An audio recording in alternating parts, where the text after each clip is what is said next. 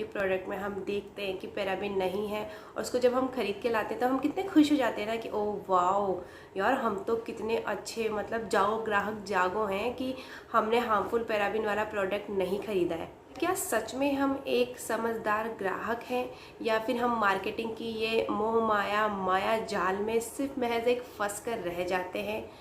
पहली बात तो मैं आपको बता दूं कि ना मैं के पक्ष में हूँ ना विपक्ष में हूँ। मैं इसका दोनों पहलू आप लोगों के सामने रखना चाहती हूँ।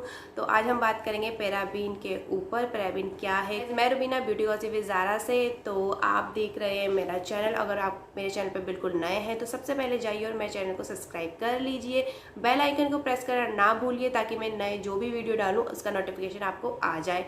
और किसी टॉपिक पे जानकारी चाहिए, किसी और टॉपिक पे वीडियो चाहिए तो आप मुझे कमेंट सेक्शन में बता सकते हैं। आप चाहे तो मुझे इंस्टाग्राम पे भी फॉलो कर सकते हैं। तो चलिए स्टार्ट करते हैं आज का टॉपिक जो कि है पैराबिन।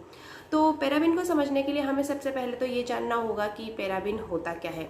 हाँ, वन मोर थिंग, मैं आपके बहुत सारे भ्रम है जो दूर करूँगी। बहुत सारी ऐसी अफवाहें हैं मार्केट में या पूरे वर्ल्ड में फैली हुई है। अब वो कहाँ तक सच है या कहाँ तक झूठ है ये तो ऊपर वाला जाने, लेकिन मेरा उद्देश्य है कि मैं आप तक बिल्कुल सही और सटीक जानकारी पहुँचाऊँ। तो सबसे पहले बात करते हैं पैराबिन क्या है।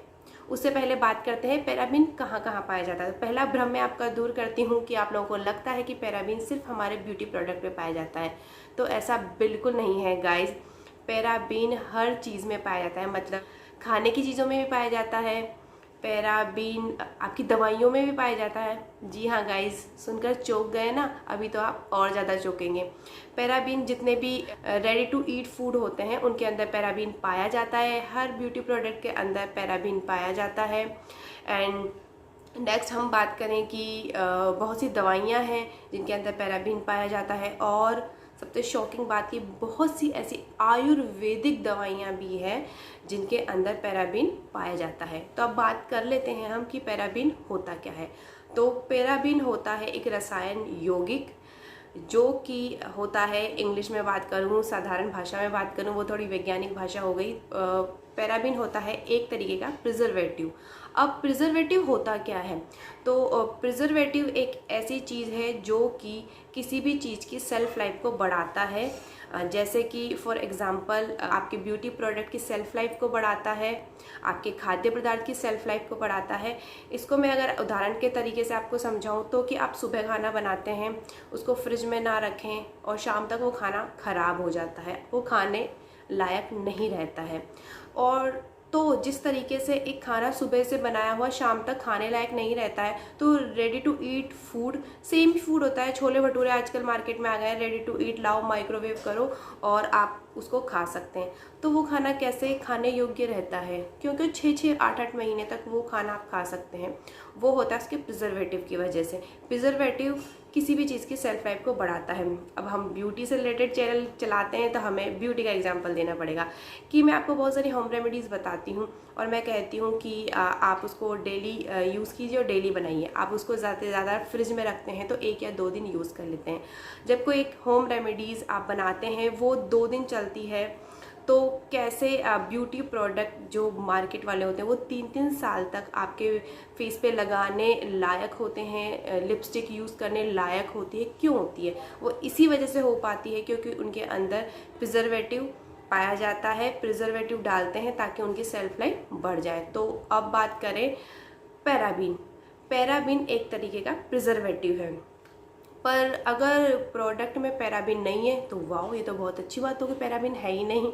तो ये सिर्फ मार्केट की कहते हैं ना माया जाल है कि पैराबिन सिर्फ एक तरीके का प्रिजर्वेटिव का नाम है। और ऐसे बहुत सारे प्रिजर्वेटिव होते हैं जैसे कि इथेन, एथेन एंड ब्यूटाइन, इस तरीके के बहुत सारे इस तरह के प्रिजर्वेटिव होते हैं जो कि हमारे मिलाए जाते हैं ब्यूटी प्रोडक्ट में या बाकी किसी चीज़ में। तो ऐसा नहीं है कि अगर पैराबिन नहीं है तो मतलब आपका ब्यूटी प्रोडक्ट प्रिजर्वेटिव फ्री है, ऐसा बिल्कुल नहीं है। ये वही वाली बात हो गई कि सब्जी में मैंने इस ब्रांड का नहीं डाला, इस ब्रांड का डाल लिया। अरे नमक तो डाला ना। और हाँ, नमक डालना भी पड़ेगा। अगर आपका कोई भी ब्यूटी प्रोडक्ट है उसके अंदर प्रिजर्वेटिव नहीं है तो वो कैसे 3 साल तक आपकी यूज़ करने लायक रहेगा, उसकी सेल्फ लाइफ इतनी लंबी चलेगी। तो प्रिजर्वेटिव तो किसी भी तरीके का आपके प्रोडक्ट में डलेगा ही डलेगा, चाहे आप कुछ भी कर लो। बट लोगों ने क्या किया कि एक शब्द ले लिया, एक चीज़ को टारगेट कर दिया, जैसे कि पैराबीन को, तो अब उसी को लेके मार्केट स्ट्रेटजी बनाए जा रहे हैं और इसको एक तरह का हवा बना दिया। ओए पैराबीन फ्री है, ओए पैराबीन फ्री, पैराबीन तो नहीं है प्रोडक्ट में, हाय देखो मैंने तो अपनी स्किन बचा ली क्योंकि इसमें पैराबीन नहीं है। बट ऐसा बिल्कुल नहीं है गाइज। अगर आपको जागो ग्राहक जागो बनना है तो जो भी प्रोडक्ट होता है उसके पीछे जो इंग्रेडिएंट्स दिए होते हैं वहाँ पे चेक कीजिएगा कौन सा प्रिजर्वेटिव उसके अंदर है। इथेन है, मिथेन है, पैराबीन है, पैराबीन नहीं है तो बाकी कोई और प्रिजर्वेटिव तो ज़रूर उसके अंदर होगा। और यह पैराबीन वाली जो चीज़ चली है ना, वो कहीं क्या हुआ था कि शायद अमेरिका में कहीं पे किसी लेडी को ब्रेस्ट कैंसर था, तो उनके ब्रेस्ट में पैराबीन के टिश्यूज़ पाए गए थे। तो तब से ये मतलब अब ये अफवाह है, मतलब यहाँ इसके पीछे कहाँ तक सच्चाई है ये तो ऊपर वाला जाने। बट उनके ब्रेस्ट के अंदर जो पैराबीन के टिश्यूज पाए गए तो लोगों को लगा कि पैराबीन से ब्रेस्ट कैंसर होता है, पैराबीन हानिकारक है हमारी स्किन के लिए, मतलब बॉडी के लिए। वो इसलिए होता है कि पैराबीन ना पानी में घुलनशील नहीं होता है, ठीक है, तो उस वजह से वो हमारे बॉडी में प्रवेश कर जाता है, ठीक है। तो मे बी इस वजह से वो किस तरह के टिश्यूज़ में वो पाया गया है, नहीं पाया गया, उसके बारे में हम बात नहीं कर सकते। और एक और पहलू है कि पैराबीन सेफ़ है या नहीं। अगर पैराबीन सेफ़ नहीं है, अगर हानिकारक है, तो फिर ये अलाउ क्यों किया गया है और इसको मतलब इसका उपयोग क्यों किया जाता है। अगर ये इतना ख़तरनाक है तो इस पर रोक क्यों नहीं लगाई जाती, ये भी एक तरीके का बहुत बड़ा सवाल उठकर आता है। तो मैं आपको बता दूं कि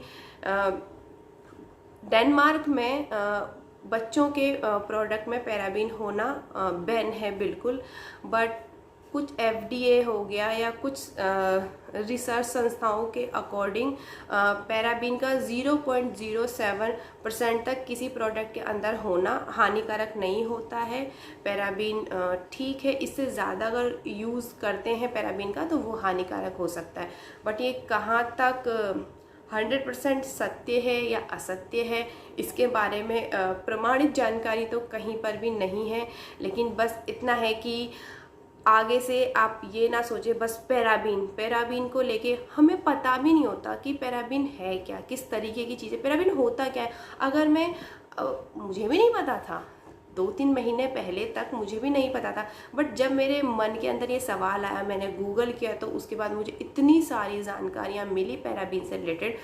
सही गलत मेरे भ्रम थे जो टूटे पैराबीन को लेके कि ये होता है, ये नहीं होता है, ये क्या है, किस तरीका है। लेकिन आजकल के एडवर्टाइज इस तरीके के आ गए हैं, इस तरीके का प्रचार प्रसार हो गया है कि किसी एक चीज़ टॉपिक को ले लेते हैं, उसको भुनाते रहते हैं। जैसे कि आजकल ब्यूटी प्रोडक्ट के लिए चल रहा है कि पैराबीन फ्री और ग्राहकों को बेवकूफ़ बनाने का सिर्फ एक ये महज तरीका होता है गाइज कि भाई पैराबीन फ्री है, आपको ये होगा वो होगा, पैराबीन नहीं है बट कोई और प्रिजर्वेटिव तो है ना, ऐसा तो नहीं है ना कि वो नहीं है। अब मैं आपको बताऊँ, मैंने जो लिपस्टिक लगाई हुई है इसके अंदर भी कोई ना कोई प्रिजर्वेटिव है।